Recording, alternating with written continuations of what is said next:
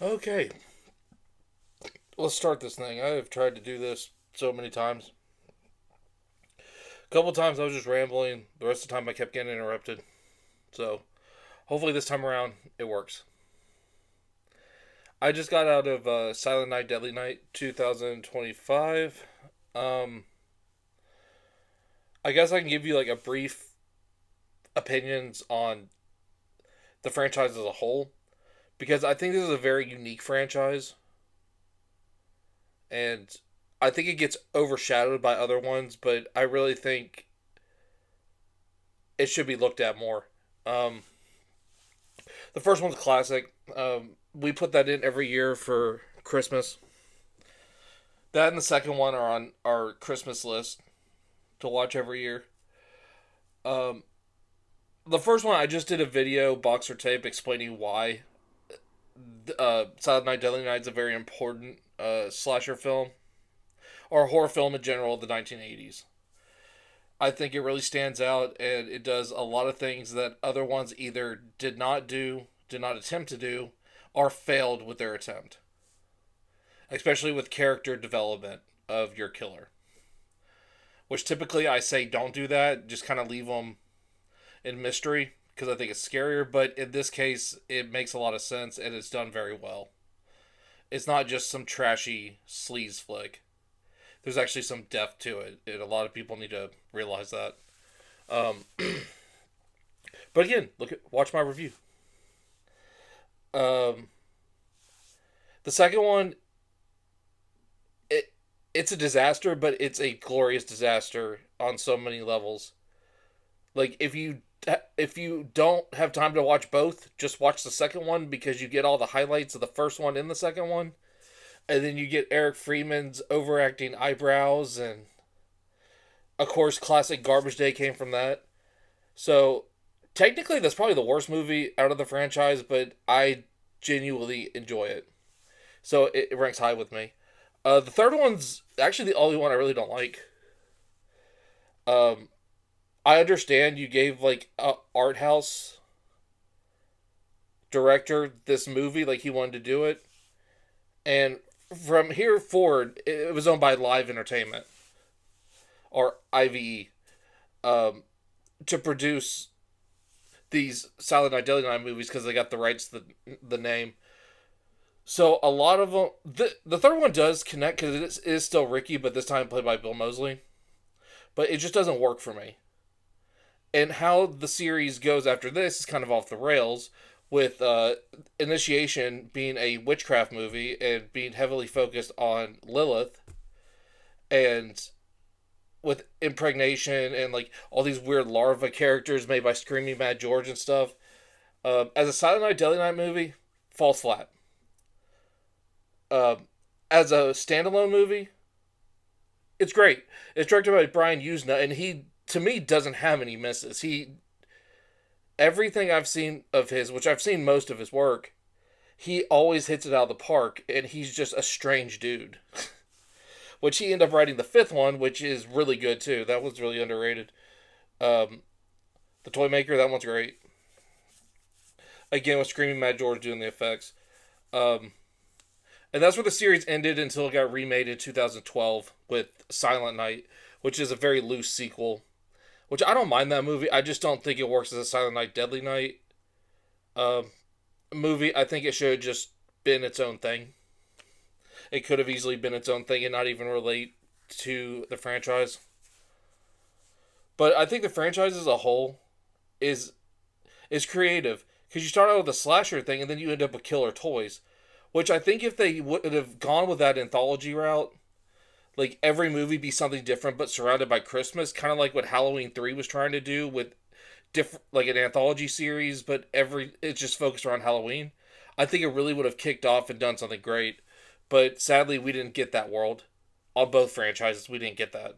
So, um, yeah, that leads us to um, Silent Night, Deadly Night 2025. I liked it. It was good. Um, they they did a lot of good things here. Um, they did take elements from the original which is good, but they made it their own adaptation of it, which it is very different, but it's very familiar ground. You get the basic concept. Like with Billy's backstory to a degree, you don't get the orphanage or anything. Basically, Billy in this one, since he was 8 years old, he's been well, I guess he was at foster homes, but he started a killing spree that lasted 10 years, and he just goes from town to town and kills people. Like it's like I said, it was good. The guy who played Billy was Rowan Campbell. Is that his name? Um, the guy from Halloween Ends, which I'm I'm in a small minority where I actually like Halloween Ends. I like what it could have been and what it was trying to do, but they did not have the balls to go through with it. With what they were doing with the Corey character, and that's disappointing. But what could have been a great movie ended up turning into just kind of a disappointment, you know. But I thought the actor who played Corey, again, I think it's Rowan Campbell. I thought he did really good. I thought he plays this character very well. And again, in this one, he plays it great. He's a great Billy. And when I heard that he was cast in it, I thought, oh, that's a good pick. Because he kind of reminds me of like.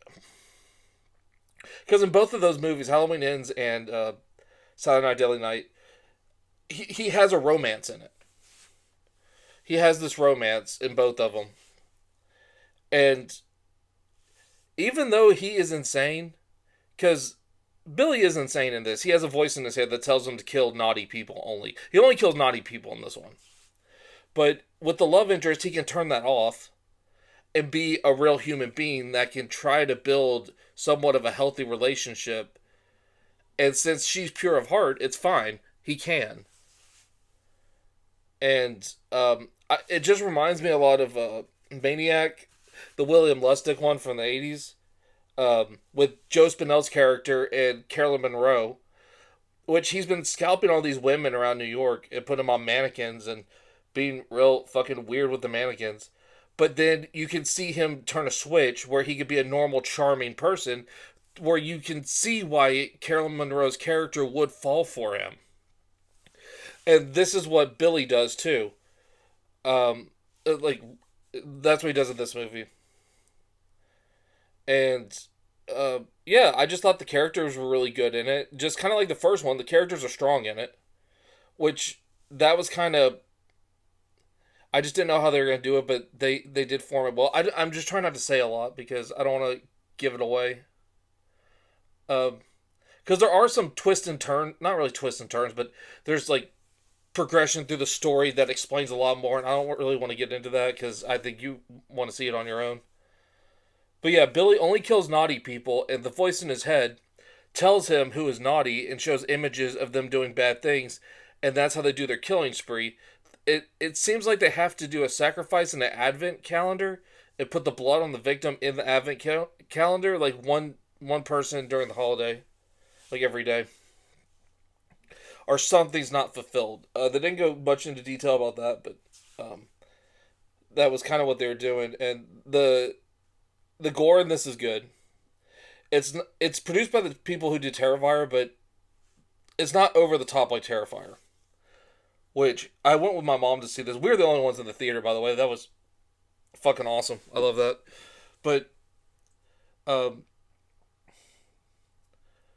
my mom doesn't like the Terrifier movies because she thinks they're just mean spirited and just like obnoxiously like gory, which is fine. That's just not her taste.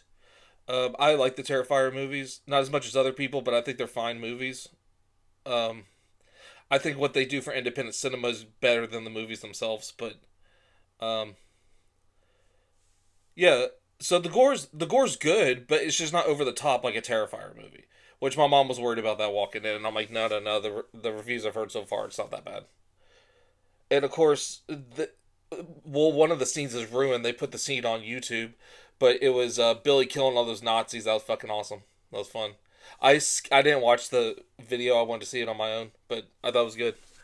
Um, And also going in, I was kind of weary because what not the Mystery Science Theater guy was Mike P. Nelson, I think it is. Not Mike Nelson from Mystery Science Theater, but Mike P. Nelson. Um, he did the Wrong Turn remake like a few years ago, and that movie rubbed me the wrong way so bad. And I don't like any of the Wrong Turn movies except for the second one because it just took a stupid concept and rolled with it. And that movie's fun as shit. It's so good for what like it tries the hardest out of all of them. Even the first one I think sucks. But going back to the director, yeah, he made that movie that rubbed me the wrong way. I haven't seen anything else he's done. So walking in, I was like, oh crap. Like, is it gonna be some kind of like political statement? Is it gonna be stupid? Like, I just kind of want a fun holiday slasher, and that's what he gave me. So kudos to that. He didn't put any politics in it, which is good. Like the Wrong Turn remake. But overall, I think you guys should check it out. Um, where would it sit, like in the line of the franchise? Taking my personal ranking out of it because like the enjoyment of the films I'm going to take out of it, I'm just going to say on a technical level and what people want from this franchise, it's right below the first one, the original. Like it would be the original, and then right under it would be this one. Solely because people mainly want the franchise to be a killer Santa. That's what they want. And honestly, really, the first one's the only one that gives you that. I mean, the second one kind of, Ricky kind of does. Yeah, he dressed up like Santa, tried to kill Mother Superior. But you don't really get that with the rest of the franchise. So if that's what you're looking for, it gives you exactly what you want. As a remake, I think it's done very well. There are there are homages to the original, like the the toy shop in the original is called Ida's Toy Store, and this one, the store that Billy works at, where he finds the love interest, that is also called Ida's Trinket Tree or something like that. Um, but it's called Ida's. They have a couple of the same songs in there, like the Santa's watching, Santa's waiting. They have that song in there, which I wish they had the warm side of the door. That's a killer. That's a killer track right there. Wish they had that one in there, but they didn't.